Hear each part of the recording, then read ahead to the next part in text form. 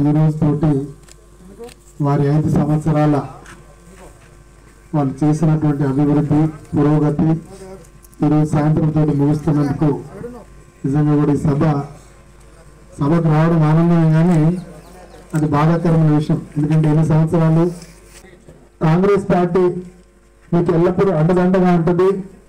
ఇప్పుడు మీరు చెప్పినట్టుగా ఇప్పుడున్నటువంటి పిహెచ్సి సబ్ సెంటర్కు 1/2 కిలోమీటర్ సీసీ రోడ్డు కావాలని మన ఉప సర్పంచ్ గారు కోరడం జరిగింది. అదేవిధంగా సీసీ రోడ్డుతో పాటుగా నేను సబ్ సెంటర్కి కాంపౌండ్ వాళ్ళు కూడా నా సీడీ ఫండ్తో దాన్ని నిర్మించే విధంగా నేను తప్పగా మీకు నిర్మించి దానిని పిహెచ్సి సబ్ సెంటర్ చాలా విజయవంతంగా నడవాలని కోరుకుంటున్నా. అదేవిధంగా మన వైస్ ఎంపీ గారు కూడా ఒక మాట చెప్పడం జరిగింది.